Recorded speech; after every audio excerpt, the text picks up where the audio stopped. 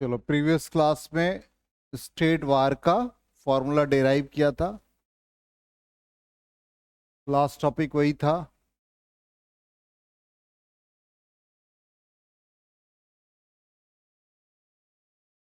Infinitely long state वार का ये formula हम लोग निकाल चुके थे, sine phi one plus sine phi two. अब इसके रिजल्ट्स पे आ जाए और रिजल्ट से ही हम लोगों को आगे क्वेश्चन बनाने में हेल्प करेगा।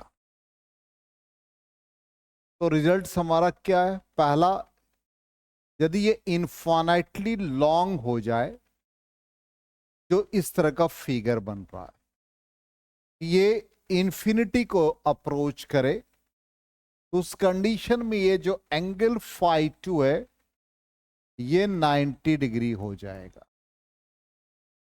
और ये एंगल जो फाई वन को रिप्रेजेंट करेगा ये भी 90।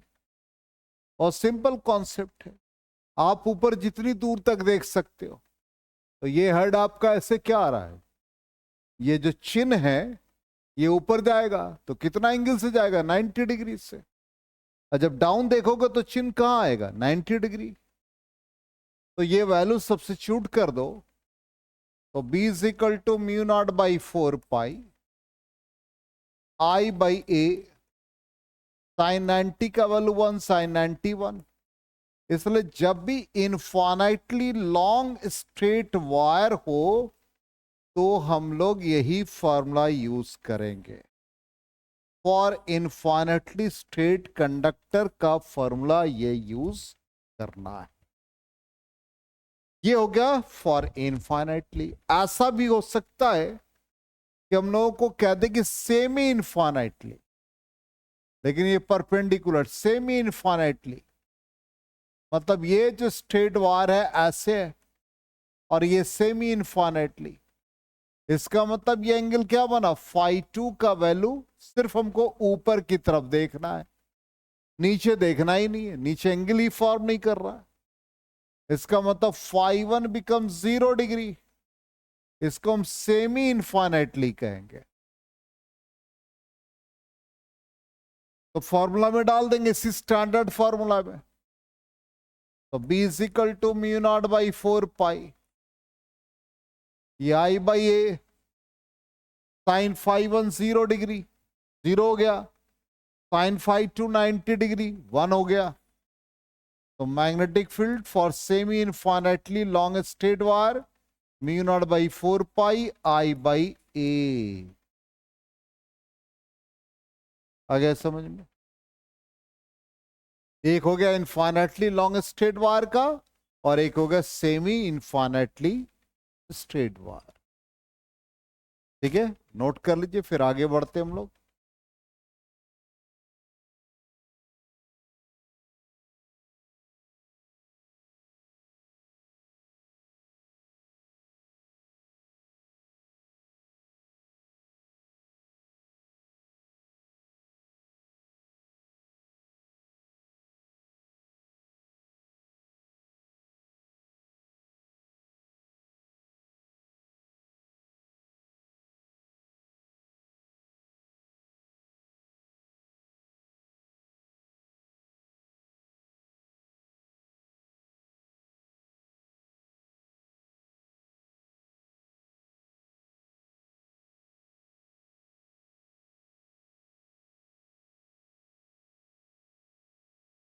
हो गया?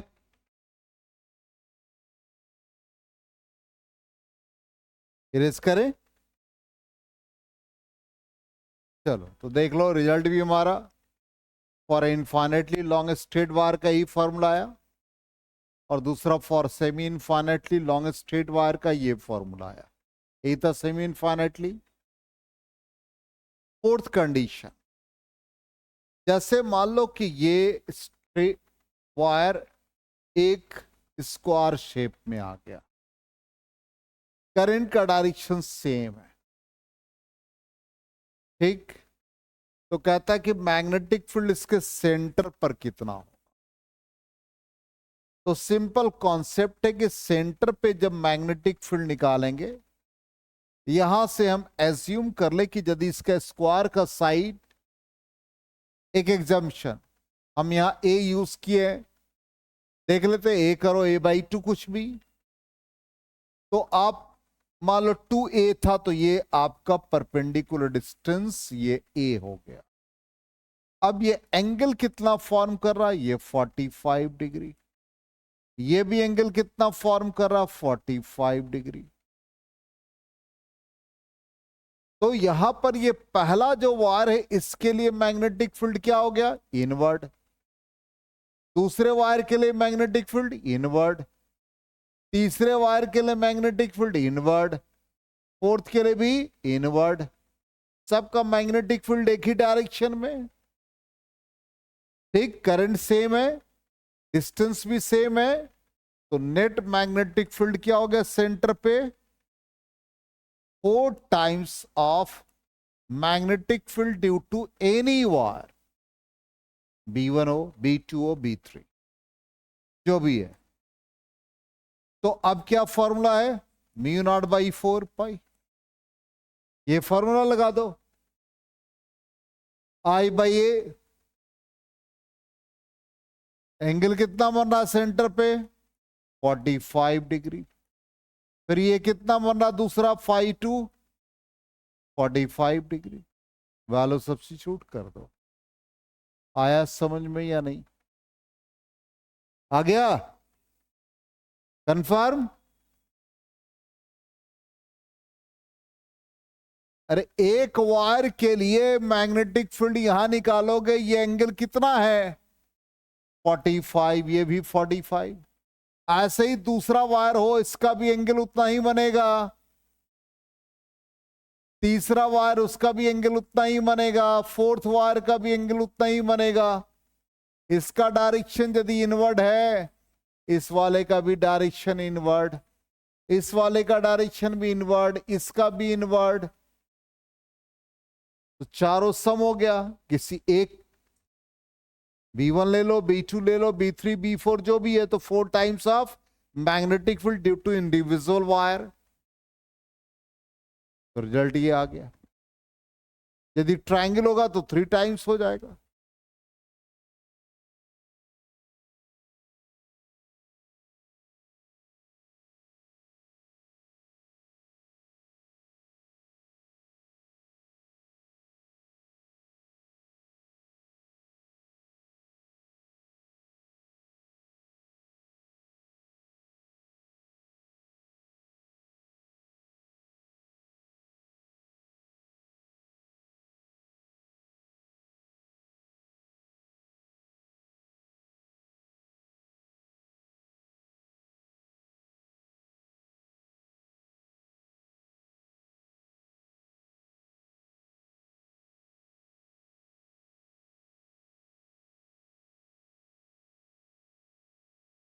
हो गया।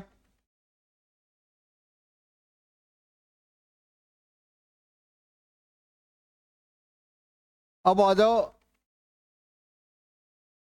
इनफाइनिटी के, तो कंडीशन ये है। अब इसका ग्राफिकल रिप्रेजेंटेशन देखते हैं। करंट और परपेंडिकुलर डिस्टेंस ए के बीच क्या रिलेशन आएगा, ध्यान दो। ये स्ट्रेट वायर, यहां मैग्नेटिक फील्ड निकाल रहे हैं, फॉर्मूला क्या आ रहा है, μ0/4 2I/A। इसका मतलब भी इनवर्सली प्रोपोर्शनल टू ए। तो जब इनवर्सली प्रोपोर्शनल होता तो कैसा ग्राफ का नेचर होता है, रेक्टेंगुलर हाइपरबोला। तो यहां जब राइट साइड निकालेंगे तो मैग्नेटिक फील्ड क्या आएगा, इनवर्ड। यदि हम इसी को परपेंडिकुलर डिस्टेंस इधर ए ले ले, सेम डिस्टेंस, तो यहां मैग्नेटिक फील्ड क्या आएगा, आउटवर्ड। सेम फॉर्मूला बनेगा, बोलो यस नो। अब मैग्नेटिक फील्ड और ए के बीच में ग्राफ, ये भी क्या देगा, रेक्टेंगुलर हाइपरबोला। दोनों ग्राफ को मिला दो, टुवर्ड्स राइट जाओगे तो ऐसा ग्राफ, टुवर्ड्स लेफ्ट जाओगे तो ऐसा ग्राफ। आया समझ में या नहीं? तो क्या किए लोगों ने, जब क्वेश्चन आया तो 4 ऑप्शन में एक ये था और दूसरे ऑप्शन में ये था, तीसरे ऑप्शन में ये था और फोर्थ में नन ऑफ दीज। तो मैक्सिमम लोग सिर्फ ये मार के आए। तो जो टैलेंटेड थे वो मार के आए, मार्क्स उनको मिला, इसको मार्क्स नहीं मिला। अरे दोनों तरफ ना है ए डिस्टेंस, तो ध्यान तो दिया नहीं, ध्यान दे दिया टुवर्ड्स राइट, जबकि दोनों साइड में मैग्नेटिक फील्ड निकलेगा। अरे करंट कैरिंग कंडक्टर के चारों तरफ ना मैग्नेटिक फील्ड होता है। आगे समझ में? ग्राफ प्लॉट कर लो, बिल्कुल जैसे हम रफ वर्क कर रहे हैं वैसे ही करना चाहिए नोट्स में, तब याद रहेगा, नहीं तो स्केप कर जाओगे।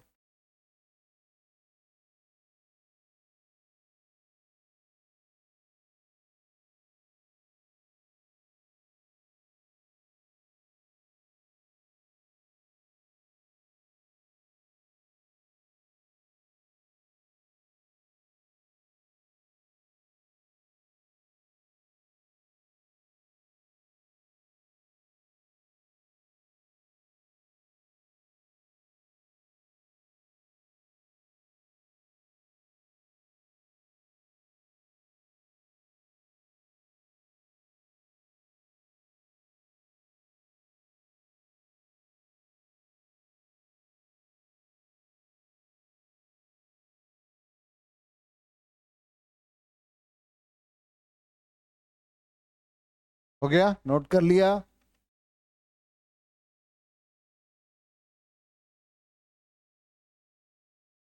चलो रिजल्ट भी देख लेते हैं। सेम रिजल्ट है जो हमने प्लॉट किए। अब एक कंडीशन आता है कि मैग्नेटिक फील्ड लाइंस इसके कैसे होंगे। तो मैग्नेटिक फील्ड लाइंस जैसे एक प्लेन है, करंट कैरिंग कंडक्टर, इसके चारों तरफ मैग्नेटिक फील्ड बनेगा। तो राइट हैंड थंब रूल ये है, tips of the finger magnetic field को रिप्रेजेंट कर रहा है। तो कैसा बन रहा है बताओ? Direction anti clockwise. जब करंट आउटवर्ड है, करंट इनवर्ड होगा तो क्या बनेगा? क्लॉकवाइज। देखो क्या बना, करंट ऐसे एंटी क्लॉकवाइज बनता जा रहा है, इसी तरह से आ जाओ इनवर्ड, क्या बनेगा? करंट का डायरेक्शन फील्ड का क्लॉकवाइज। आ गया समझ में? 100% क्लियर है? ये तो अपना ड्रॉ कर लोगे। चलिए अब कहता है करंट कैरिंग सर्कुलर लूप है और उसके एक्सियल लाइन पर हम कहीं मैग्नेटिक फील्ड निकालने जा रहे हैं। तो एक सर्कुलर लूप में यहां पर सेंटर O है, यहां एक एलिमेंट्री लेंथ जो ब्लू कलर से हम पहले ही ड्रॉ कर दिए, इसके कारण से हम, इसका रेडियस A है, इसके कारण ये एलिमेंट्री लेंथ dl ले लिया, इसके कारण से मैग्नेटिक फील्ड निकालेंगे करंट एंटी क्लॉकवाइज डायरेक्शन में। ठीक P पॉइंट पर मैग्नेटिक फील्ड निकालने जा रहे हैं। बायोट-सेवर्ट लॉ क्या कहता था कि जिस पॉइंट पर आप मैग्नेटिक फील्ड निकालोगे पहले उसका पोजीशन वेक्टर ड्रॉ करो। कहां से भाई? dl से। एकदम बेसिक से आओगे तब समझ में आएगा। Current carrying conductor, elementary length dl, point P और ये R पोजीशन और एंगल थीटा, ये है ना? तब ना dv is equal to I dl sine theta by R square आया था। ठीक, इरेज कर रहे हैं। अब देखो वहां पर P पॉइंट, तो P पॉइंट पर हम क्या करेंगे? सबसे पहले एलिमेंट्री लेंथ से पोजीशन वेक्टर हमको ड्रॉ करना पड़ेगा। तो पोजीशन वेक्टर हमको P पॉइंट पर ड्रॉ कर लेना है। कर लिया ड्रॉ? ठीक, एक परपेंडिकुलर डिस्टेंस एक्सियल लाइन ले लिया, मैग्नेटिक फील्ड क्या होगा, आईडीएल पर परपेंडिकुलर, ये पढ़ा है। तो मैग्नेटिक फील्ड क्या हो जाएगा, ये पहले डीएल और आर के बीच का angle theta, magnetic field perpendicular, ठीक, किससे, आर से, याद रखना है, यही है ना, बाउट-सेविट लॉ। अब यहां पर ये एंगल बन गया ऐसे, कैसे बना भाई, बोलो, चलो हम हटा देते, अपने से एंगल बनाओ। ये एंगल कितना बना, आर के साथ ये एंगल कितना बनेगा, 90 डिग्री बनेगा, ठीक। अब हम लोग, ये थीटा है, ठीक, ये कितना बना, 90 माइनस थीटा। ये हॉरिजॉन्टल लाइन ड्रॉ कर दें, ये एंगल कितना बना,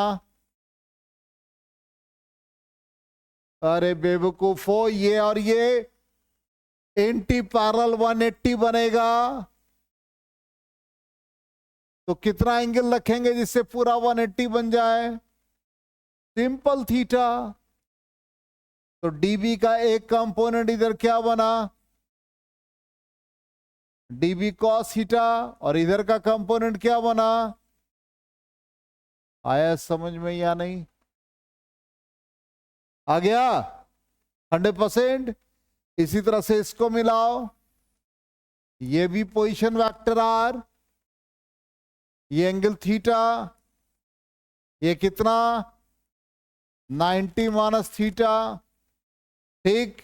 इसी तरह से ये परपेंडिकुलर है तो डीबी ऐसे परपेंडिकुलर, ये भी 90, ये एंगल कितना थीटा, ये इधर कंपोनेंट क्या बन गया, डीबी कॉस थीटा, इधर का कंपोनेंट क्या बन गया, dB sine theta. Sine theta एक दूसरे को कैंसिल करेगा, क्यों, कोलिनियर और एंटी पैरेलल। आया समझ में या नहीं आया। अब ये देखो हम ड्रॉ कर चुके सारी चीजें, ये तो रफ वर्क है, लेकिन उसमें भी यही सेम बना है जिससे दिक्कत ना हो। चेक कर लो एक बार, नहीं तो फिर ही ड्रॉ कर देंगे। यही बना theta, dB cos theta, dB sine theta, यहां भी डीबी, ये भी angle theta, dB cos theta, dB. आगे समझ में। और अपने कन्वीनियंट के लिए तो आर और डीबी के बीच एंगल है, ये बना देना ना थीटा 90 डिग्री, ये और इसके बीच एंगल 90 डिग्री, अपने कन्वीनियंट के लिए। आ गया समझ में। अब तो ये क्लियर हो गया कि भाई डीबी कॉस थीटा का सम होगा, ये तो 100% क्लियर हो गया, ठीक है यहां तक।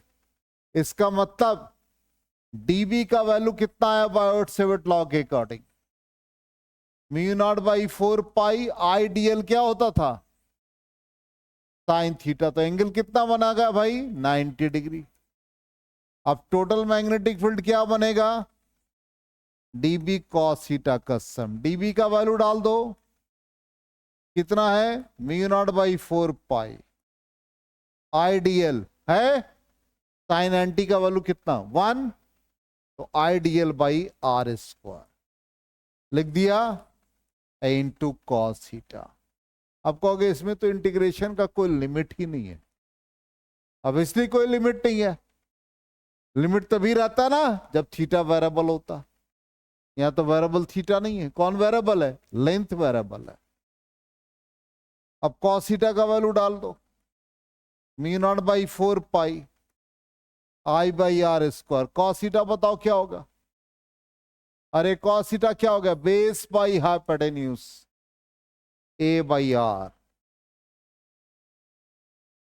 और क्या बच गया dl integral form.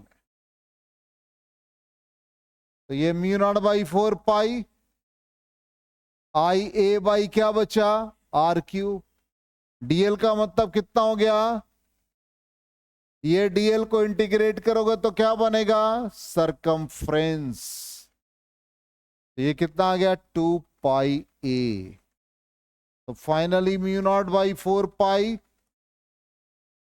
2 pi I a square by R cube. आया समझ में? चलिए इसको नोट कीजिए।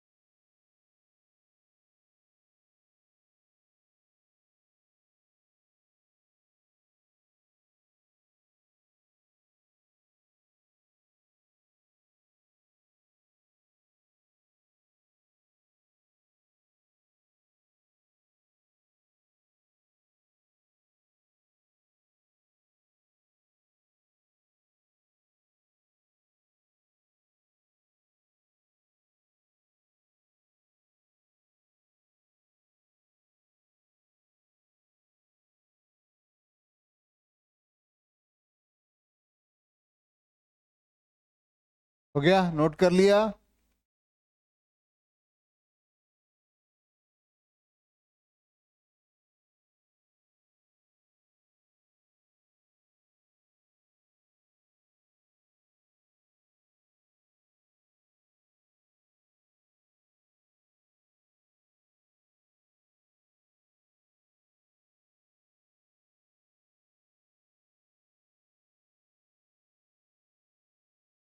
इरेज करें? चलो तो रिजल्ट देख लो। ये तो हमने बता भी दिया, मैग्नेटिक फील्ड यही है आइडियल। और फिर फाइनली रिजल्ट ये आ गया है। ये रिजल्ट है हम लोगों का। नीचे आर क्यूब है, तो आर स्क्वायर का वैल्यू क्या है फिगर के अकॉर्डिंग बताओ? क्या एक्सियल डिस्टेंस लिया था? ये ए लिया था, ये क्या लिया है? एक्स लिया है। ये क्या लिया है? आर। तो आर स्क्वायर क्या आया? तो आर इजिकल टू क्या आ गया? A square plus x square to the power half. तो आर क्यूब क्या बन जाएगा? A square plus x square to the power 3/2। आ गया रिजल्ट।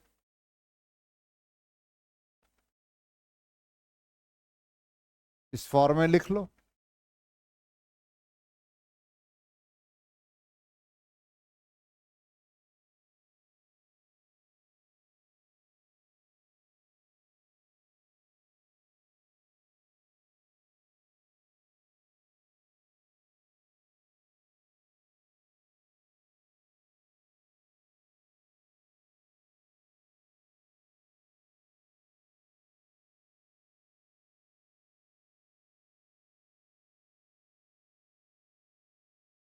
लिख लिया?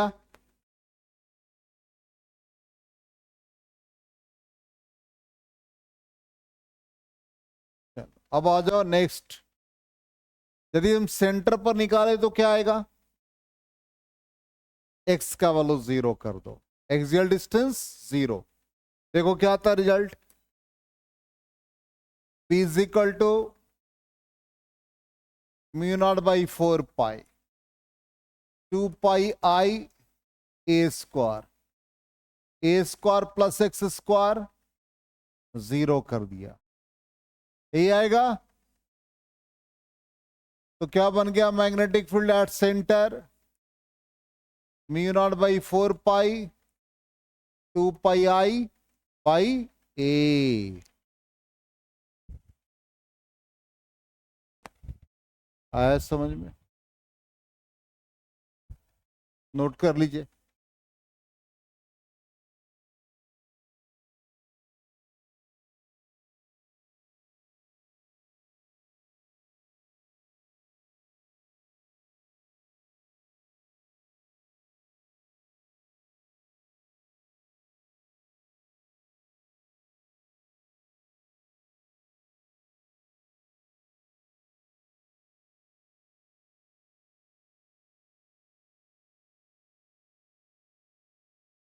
हो गया सेंटर पे?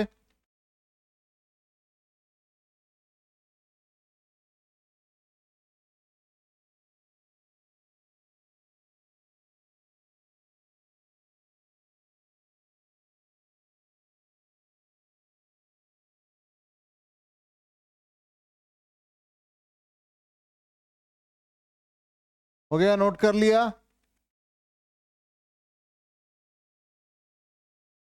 टू पाई आई बाई ए, है ना? चलो, यही है ना आंसर? चलिए अब आ जाए इसका ग्राफिकल रिप्रेजेंटेशन। मैग्नेटिक फील्ड और एक्सियल डिस्टेंस x है। सेंटर पे क्या हो रहा है? मैक्सिमम। उसके बाद क्या हो रहा है? घट रहा है कि बढ़ रहा है? अरे डिनोमिनेटर में a square plus x square to the power 3/2 है, इनवर्सली है। तो कैसा ग्राफ जाएगा? पी पर मैक्सिमम दिखाएगा, मतलब सेंटर पे, सेंटर मतलब एक्स का वैल्यू 0, तो यहां मैक्सिमम दिखाएगा। उसका जैसे जैसे आपका एक्स का वैल्यू बढ़ता जाएगा, ग्राफ डिक्रीज करता जाएगा। इधर भी आएंगे तो डिक्रीज करता जाएगा। तो ऐसा ग्राफ का पैटर्न आ जाएगा। आगे समझ में? इसमें भी गलती नहीं करना, दोनों तरफ होगा, क्योंकि सर्किल के राइट भी और सर्किल के लेफ्ट भी। आगे समझ में? चलिए नेक्स्ट आ जाए। A much less than x, ठीक? एक्सप्रेशन क्या है? Mu naught by 4 pi 2 pi I a square by a square plus x square whole to the power 3/2 है। A much less than x मतलब एक्सियल डिस्टेंस काफी ज्यादा, और circular wire या circular loop का रेडियस स्मॉलर। तो क्या करेंगे भाई? ए स्क्वायर को नेग्लेक्ट कर देंगे, तो क्या बचेगा? जल्दी बता दीजिए। नेग्लेक्ट डिनोमिनेटर में होगा, नीचे क्या बच जाएगा? X square to the power 3/2। 2 कट गया, क्या बचा? Mu naught by 4 pi 2 pi I a square by x cube. अब गौर से देखिएगा, बड़ा इंपॉर्टेंट रिजल्ट सिखा रहे हैं, ध्यान दीजिएगा। 2 को बाहर कर दो और अंदर में पाई ए स्क्वायर हो गया एरिया लूप का, और into current, current into area M से रिप्रेजेंट होता है।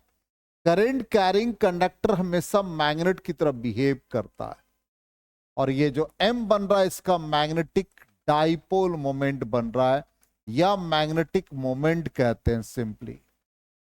वो क्या देगा? Current into area by x cube. तो फाइनली मैग्नेटिक फील्ड का फॉर्मूला क्या बन जाएगा? ये 2m/x³।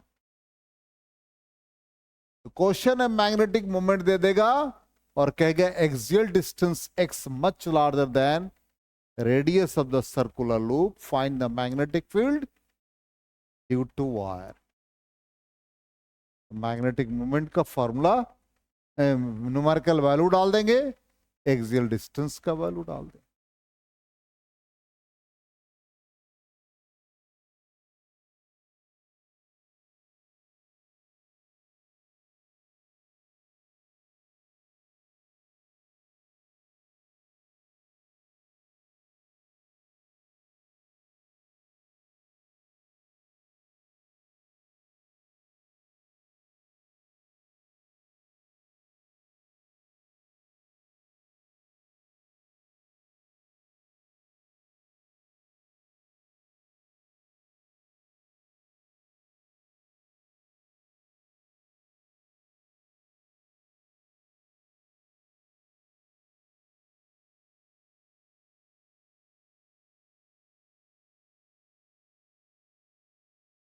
हो गया?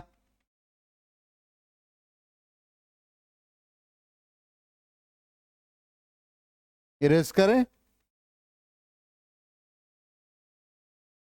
चलिए, तो ये रिजल्ट भी देख लीजिए। ये मैग्नेटिक मोमेंट आ गया। हमने आपको एक एडिशनल चीज बता दिया। अब यहां पे current carrying in the circular loop. अब लूप में करंट का फ्लो है, ध्यान देना। यदि एंटी क्लॉकवाइज है तो थंब रिप्रेजेंट करेगा, लूप में करंट है तो थंब रिप्रेजेंट करेगा मैग्नेटिक फील्ड को। उल्टा हो गया, वहां क्या था? थंब था करंट कैरिंग कंडक्टर, तो टिप्स ऑफ द फिंगर क्या था? मैग्नेटिक फील्ड का डायरेक्शन। अब टिप्स ऑफ द फिंगर क्या हो गया? करंट, तो थंब क्या रिप्रेजेंट करेगा? फील्ड के डायरेक्शन को, है? यही है, ठीक। करंट का डायरेक्शन कैसे देख लो, क्या डायरेक्शन इस तरह से, तो ये है ना, तो मैग्नेटिक फील्ड क्या हो गया? ये आ गया, ठीक। इसी तरह से देखो दूसरे वाले पार्ट में, देख लो ये करंट कैरिंग लूप, क्या डायरेक्शन है? जल्दी बताओ। अरे यार, एंटी क्लॉकवाइज, तो ये सारे क्या रिप्रेजेंट करेंगे? फील्ड को। देखो फील्ड को रिप्रेजेंट कर रहा है। आ गया समझ में? ये सब ड्रॉ कर लेना है, दिमाग में रखिएगा सारी चीजों। कल के क्लास में इसका एप्लीकेशन पढ़ेंगे।